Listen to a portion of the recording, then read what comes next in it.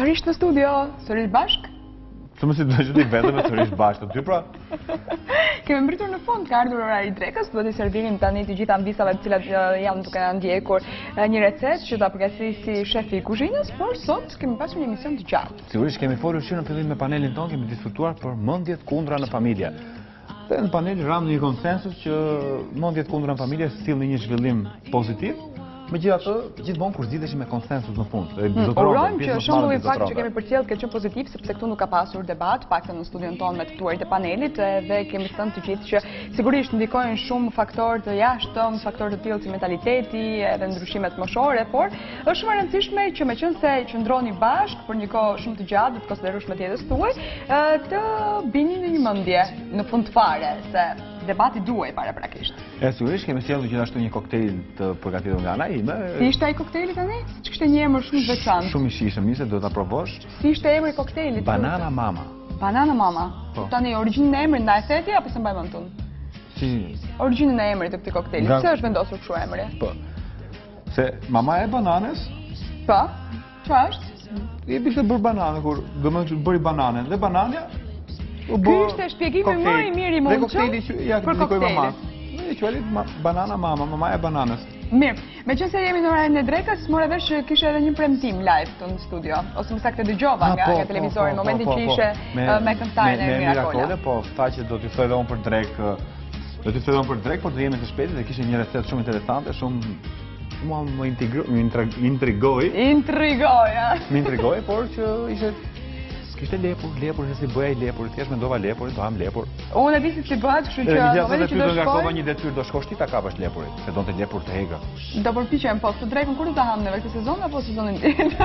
Nëse më mbetet mua kjo detyra. Gjithashtu kemi folur edhe me mjekën pediatre për sa i takon shëndetit të fëmijëve dhe më konkretisht konsumit të tepërt të sheqerit. Kemi thënë ato këshilla që ishin shumë të domosdoshme për nënat, jo vetëm ato të reja, por edhe ato që kanë rritur më shumë se sa një fëmijë. Megjithatë isha edhe unë në një bisedë të fundit që folën për çantat, se tashmë jam bërë pjesëmarrës për dëgjuar se si bëjmë muhabetet e temave, jam bërë unë si asani grave tashmë bëj çantat. Çka ke mësuar nga kjo e çantave të paktën? Se dje nuk të testova siç mësova nga manikyri dhe dikyri. Mësova ndonjë gjë të paktën, cila ishte ngjyra, tendenca ajo që kthehet. Blu elektrike. Po ka qenë i vëmendshëm, pra, kjo ka qenë shumë e rëndësishme. Ishte fjali e pasur sa. Faleminderit shumë që na keni ndjekur, do të lëmë takimin ton të ardhshëm vetëm nesër, mos u largoni sepse është shefi i kuzhinës me një recetë shumë të shijshme. Mirupafshim.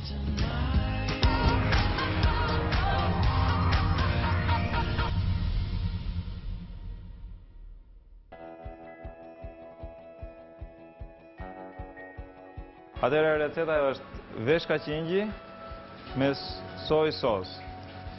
Për të bërë veshkat e qingjit me soj sos, na duhen këto përbërës. Veshka qingji, piper djegës, piper i zi kokër, spec, aceto balsamico krem dhe soj sos. Atëherë fillojmë. Pastrojmë veshkat e qingjit njërë dhe i ndajmë ato në dy pjesë.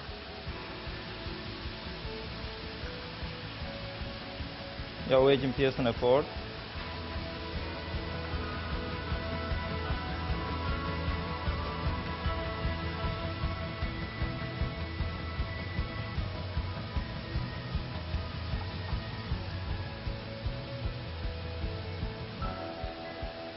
U hiqet lëkura, me qëllim që mos na dalin e fortë. E ndajmë në dy pjesë.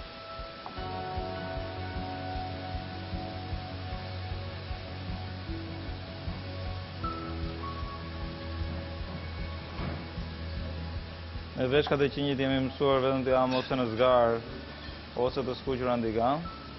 Prandaj unë sot po ju tregoj një recetë e re që ta bëni në shtëpiat tuaja. Që të ndjeni një tjetër kënaqësi. Mos ngelemi vetëm tek të njëjtat.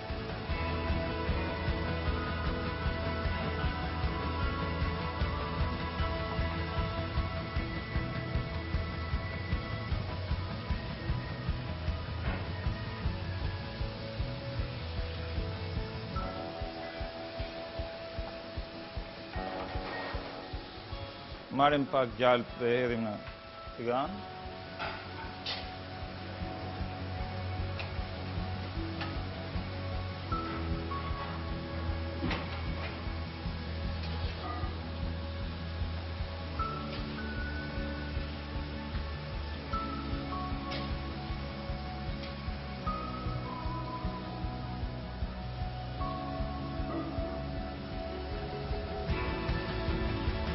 Në të shtojmë dhe pak vaj ulliri, me qëllim që mos na digjet gjalpi.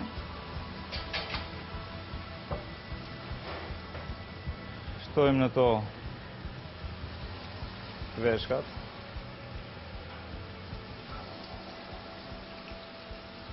Piperin kokër.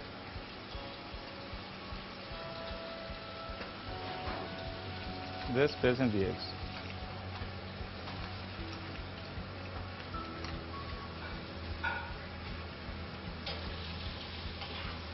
E përzijem dhe sa ato të skuqen.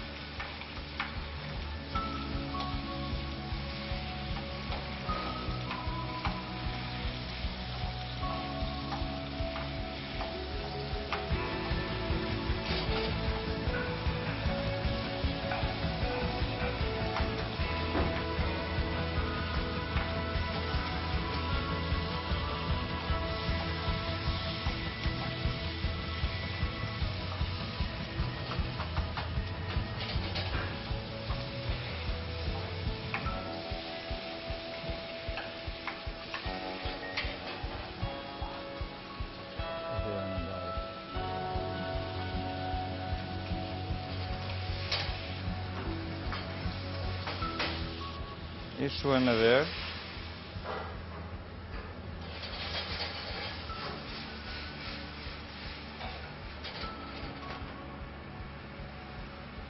Dhe në të shtojmë salcë soje.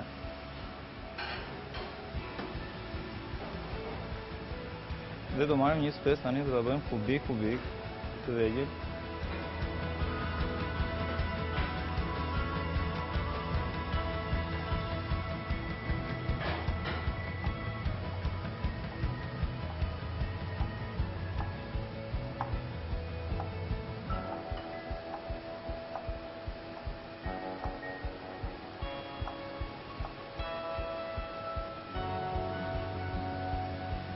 Dhe të hedhim dhe këto. Spesin e hedhim pak me vones, që ai mos na bëhet shumë i qullë, po në momentin kur veshkat të jenë skuqur plotësisht, ato të duan shumë pak sa për të bërë kremi.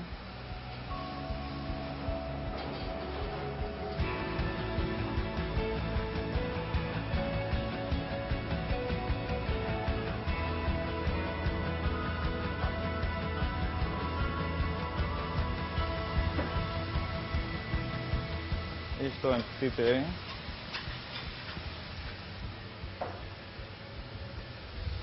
Edhe kripën.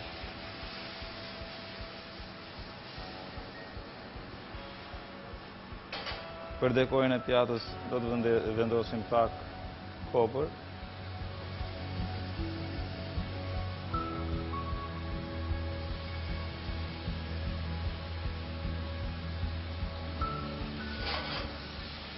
Dhe aceto balsamico në fund.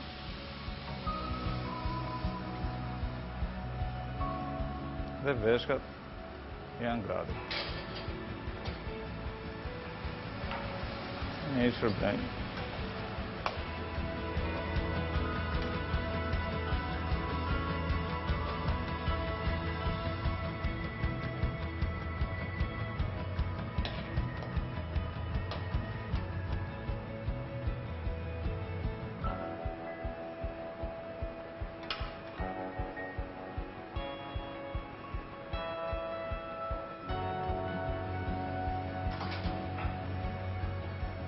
Këto ishin veshkat me sojë salcë. Është një ushqim shumë i këndshëm dhe i mirë. Provojeni dhe ju dhe do ngeleni shumë të kënaqur.